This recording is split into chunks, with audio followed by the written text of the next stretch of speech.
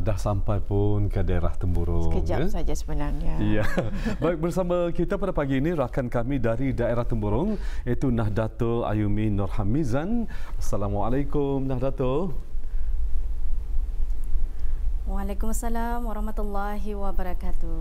Apa khabar Nahdlatul pagi ini? Alhamdulillah saya juga dalam keadaan yang sehat. Alhamdulillah. Jadi keadaan cuaca di daerah Temburung bagaimana ni Nahdlatul? Alhamdulillah cuaca juga dalam keadaan yang baik, cerah sekali, dan ini memudahkan lagi lah rakan kita Iskandar ya kalau kan berkunjung ke daerah Temburung, insyaAllah dapat memudahkan lagi lah perjalanan bis kita kembali. InsyaAllah. Sudah diberikan info keadaan cuaca di daerah Temburung kan? Sangat baik. Alhamdulillah. Jadi mengambil masa lebih kurang mengikut ceritalah 20 minit perjalanan, insyaAllah mudah-mudahan ianya dipermudahkan. Tapi macam mana tamu daerah Temburung buka Nahdlatul hari ini? Ada?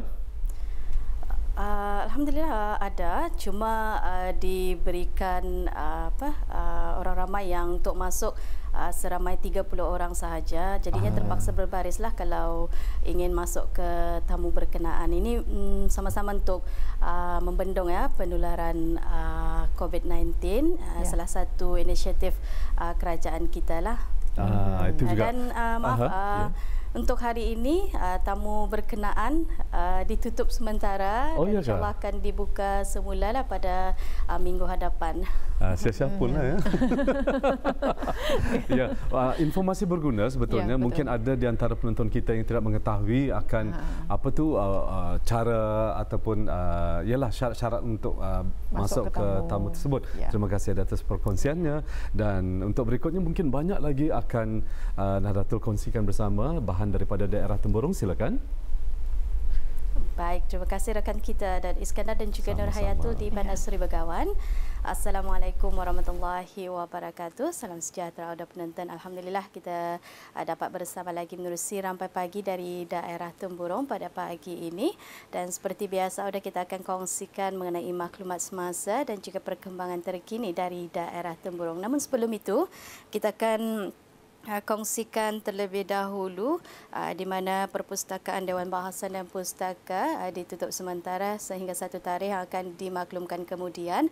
Namun Dewan Bahasan dan Perpustakaan perkhidmatan peminjaman buku masih lagi dibukakan bagi memudahkan ahli dan juga orang ramai meminjam buku ya.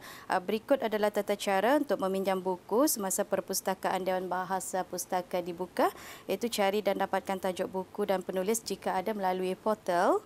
Hubungi hotline Perpustakaan Dewan Bahasa melalui aplikasi WhatsApp untuk proses menempah buku dan juga ambil buku-buku yang telah ditempah pada tarikh yang telah dimaklumkan di antara pukul 8 pagi hingga 12.30 hari, dan juga disambung pada 1.30 petang hingga 4.15 petang. Itulah cara ya pinjam buku dengan perpustakaan berdekatan dengan 3 langkah mudah: pilih, tempah dan ambil ya.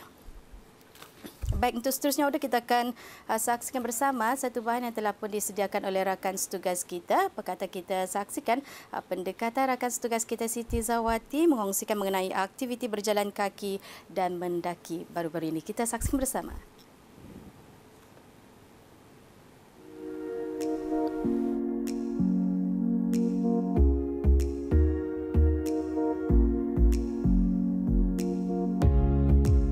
Aktiviti berjalan kaki dan mendaki bukit semakin menjadi kesukaan ramai. Mendaki bukit kini menjadi destinasi riadah yang dilakukan pelbagai peringkat umur, termasuk di kalangan warga emas, belia dan kanak-kanak. Sering kita dapat melihat pelbagai aktiviti luar dilakukan oleh orang ramai. Ini sedikit sebanyak memberi petanda bahawa umum telah menyedari bahawa selain menghabiskan masa di tempat kerja atau di rumah, aktiviti luar menyumbang kepada gaya hidup sihat yang sering menjadi faktor penting dalam penjagaan kesihatan manusia.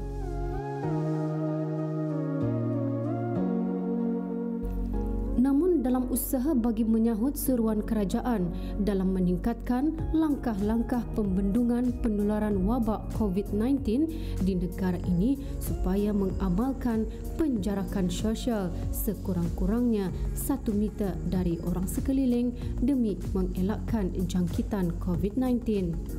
Salah satu aktiviti yang selamat dilakukan adalah seperti aktiviti berjalan kaki dan mendaki, bukan secara berkumpulan. Kami juga berkesempatan membuat pendekatan bersama mereka yang gemar berjalan kaki dan mendaki.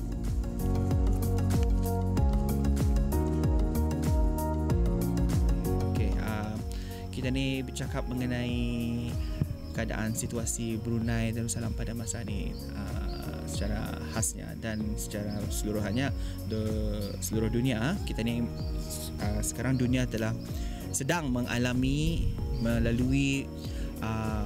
crisis, I would say, sebabnya because of this COVID-19. Jadi bagi pendapat saya mengenai situasi ini, merujuk kepada arahan dan notis daripada Kementerian Kesihatan, aktiviti seperti hiking, mendaki dan berjalan kaki yang ringan-ringan lah, itu masih boleh kita ni lakukan. Okay. Kalau kita melihat arah label notis MOH tu ada tu hiking dan berjalan kaki itu terletak pada zon hijau, which is zon selamat. Akan tetapi dengan keadaan kita ni masa ni, everything is so sensitive dengan this virus, so kita ni haruslah lebih berwaspada. Kita ni tingkatkan kita ni punya awareness dari segi macam penjarakan. Okay, kalau kita ni kan mendaki, okay, di mana-mana lah spot kita ni kan mendaki itu, pastikan kita ni sama our friends itu ada jarak. Okay, seperti yang disarankan oleh Kementerian Kesihatan, ada jarak sekurang-kurangnya mungkin more than 1 meter jaraknya, because itu kira itu safe safe distance between one person to another. Okay, ini untuk untuk mengelakkan if anything should happen to one person in yang akan menjangkit apalah. Tapi yang penting adalah always wash your hands before and after you hike. So terutama sekali after hiking ni usually tangan berpaluh, so we wash our hands, berbakal lah kalau dapat, berbakal soap di kereta, dan cari tempat mencuci tangan, and then penjarakan antara one person to another. Tapi yang penting, jika bis kita or whoever hikers lah, siapa-siapa yang rasa anda sihat, better not hiking